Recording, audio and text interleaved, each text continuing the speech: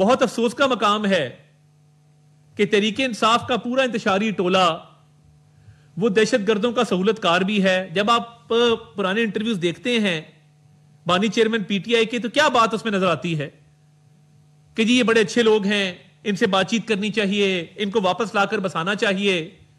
اور جب وہ بازاروں میں, مساجد میں, تجارتی مراکز میں دھماکے کرتے ہیں, اسکولوں تک کو نہیں بخشتے اور بے گناہ انسانوں کی جان لیتے ہیں, پاکستان کا نقصان کرتے ہیں, تو یہ ریاست پاکستان 27ویں رمضان کی شب مارز وجود میں آئی تھی.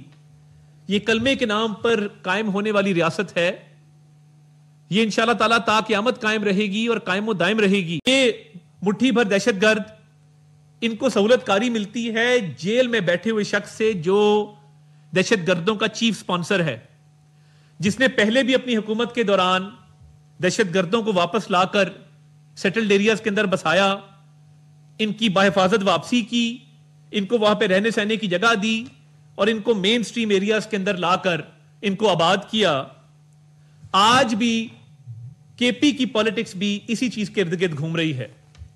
سہیل آفریدی نامی آدمی جس کو نامزد کیا گیا ہے وزیر اعلیٰ کے لیے, پہلی بات تو یہ کہ علی امین گڈھا پور سے رنجش یہ تھی کہ تم دہشت گردوں کی ٹھیک طرح سے سہولت کاری نہیں کر پا رہے. تمہیں جو کہا جاتا ہے کہ تم دہشت گردوں کی سہولت کاری کرو, دہشت گردوں کو پورا سپورٹ کرو اور ان کے خلاف کاروائیاں بند کرواؤ, شاید علی امین گنڈا پور اس حد تک یہ مشن پورا نہیں کر سکے بانی چیئرمین پی ٹی آئی کا جس حد تک ان کو توقع تھی.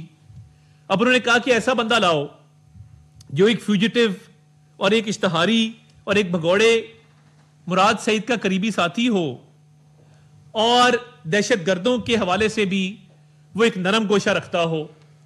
تو یہ جو سہیل آفریدی کو لایا گیا ہے یہ اس لیے لایا گیا ہے کہ دہشت گرد اور ان کے سہولت کاروں کو مکمل طور پہ سپورٹ کیا جائے, پروموٹ کیا جائے اور مکمل سہولت کاری ان کو دی جائے اور ان کو فری ہینڈ دیا جائے کے پی پروونس کے اندر. تو پھر وہ قربانیاں کہاں جائیں گی جو اس ملک کو قوم نے دی ہے؟ ہم یہ ہرگز نہیں ہونے دیں گے. اور میں بہت کلیئرٹی سے بتا دوں کے پی کی حکومت کو اور تحریک انصاف کو کہ پاکستان کی سیکیورٹی پالیسی اسلام آباد میں بنتی ہے اور بنتی رہے گی. پاکستان کی سیکیورٹی پالیسی کابل میں نہیں بنے گی. Let it be very clear کہ پاکستان کی سیکیورٹی پالیسی الحمدللہ اسلام آباد میں بنتی ہے اور بنتی رہے گی, اور قطعاً اجازت نہیں دیں گے جو آپ چاہتے ہیں کہ سیکیورٹی پالیسی کابل میں بنے اور دہشت گرد کے پی کے اوپر پوری طرح حاوی ہوں. آپ کو اس بات کی اجازت نہیں دیں گے. آپ نے بہت نقصان کر دیا اس ملک کا کہ جب آپ نے ان دہشت گردوں کو لا کر یہاں بسایا اور آپ اب بھی ان کی سہولت کاری جاری کیے ہوئے ہیں. اور پچھلے 12 سال سے آپ کی حکومت ہے خیبر پختونخوا کے اندر اور دہشت گردی وہاں عروج پر ہے. اور ابھی تو اللہ تعالیٰ کا شکر ہے کہ ہمارے افواج پاکستان کے پاک فوج کے جوان افسر روز قربانیاں دے رہے ہیں اور وہ ایک سیسا پلائی ہوئی دیوار بنے ہوئے ہیں دہشت گردوں اور عوام کے درمیان. اور ان کی قربانیوں کا نتیجہ ہے کہ الحمدللہ یہ ہم اس کا تدارک بھی کر رہے ہیں, اس کو کنٹرول بھی کر رہے ہیں. ورنہ جو جیل میں بیٹھا بانی chairman P T I chief sponsor ہے دہشت گردوں کا اور اس ملک کو جو انتشاری ٹولہ نقصان پہنچانا چاہتا ہے یہ اس کا چیف سپانسر ہے, تو یہ دہشت گرد کبھی بھی انشاءاللہ تعالی غلبہ حاصل نہیں کر سکیں گے. اور یہ جو سہولت کاری, گھروں میں ان کو پناہ دینا, ان کو وہاں پہ سہولیات فراہم کرنا جو سہیل آفریدی کے تھرو کام کرنا چاہتے ہیں, اس پہ تو مقدمات اتنے ہیں کہ ایک آلریڈی کرمنل مائنڈڈ آدمی ہے, ریکارڈ یافتہ ہے, اس کے ذریعے دہشت گردی کی سہولت کاری کی ہرگز ریاست پاکستان اجازت نہیں دے گی. Let it be very clear. اور میں یہ سمجھتا ہوں کہ جو قربانیاں فوج دے رہی ہے وہ سنہری حروف میں لکھنے کے قابل ہیں. ہم اپنے شہداء کو سلام پیش کرتے ہیں کہ وہ آج بھی دہشت گردوں کو اپنے مذموم مقاصد میں کامیاب ہونے نہیں دے رہے, اپنے خون سے یہ تاریخ لکھ رہے ہیں اور ایک قربانیوں کی لازوال داستان ہے.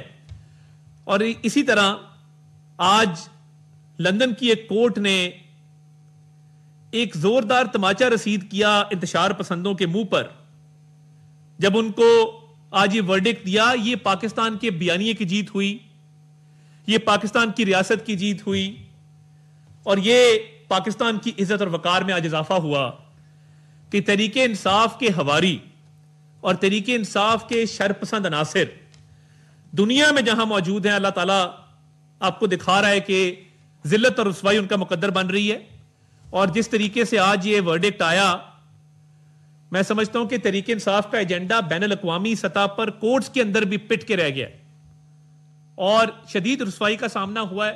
اور جو یہ پاکستان کے اداروں پر، پاکستان کی فوج پر، پاکستان کے ریاستی اداروں پر کیچڑ اچھالتے تھے، جھوٹے بیانات داغتے تھے، الزام تراشی کرتے تھے، آج وہ تمام بیانیاں دفن ہو گیا، وہ اپنی موت مر گیا. اور اب کوئی جواز نہیں ہے کہ بیرون ملک بیٹھ کے کوئی پاکستان کی ریاست پر حملہ کرے، پاکستان کی ریاست کے خلاف بات کرے اور پاکستان کی فوج کے خلاف مذموم پروپیگنڈا کرے. آج جب لندن کی کورٹ نے یہ فیصلہ دیا ہے تو یہ انتشاری ٹولے کی شکست ہے اور انشاءاللہ تعالیٰ ان کو ہر فیلڈ میں شکست ہوگی. بیانیے کی جنگ یہ ہار رہے ہیں، دہشت گردوں کی سہولت کاری ہے، اس میں بھی ان کو ناکامی ہوگی، ان کو پسپائی کا سامنا کرنا پڑے گا. اب کس منہ سے دنیا کے مختلف کونوں میں بیٹھے انتشار پسند ریاست پاکستان کے خلاف یا فوج کے خلاف بات کریں گے؟ ان کو تو چلو بھر پانی میں ڈوب مرنا چاہیے. اس ورڈکٹ کے بعد یہ جو فیصلہ آیا ہے، اس کے بعد کوئی جواز نہیں بچا. آپ نے لندن کے کورٹ میں بھی مار کھائی ہے، پاکستان کے کورٹس میں مار کھائی ہے، اب کہاں کہاں آپ مار کھانا چاہتے ہیں؟ آپ کہاں کہاں اپنے بیانیے کو ہروانا چاہتے ہیں؟ بتائیں. ریاست تیار ہے، آئیں آ کے مقابلہ کرتے ہیں. مگر یہ جو پاکستان کی حفاظت کی جنگ، پاکستان کی ترقی کی جنگ، انشاءاللہ تعالی پاکستانی اور پاکستان جیتے گا. اور جو پاکستان کے خلاف جنگ لڑ رہے ہیں اور پاکستان کو نقصان پہنچانا چاہتے ہیں، ہار اور شکست ان کا مقدر ہوگی.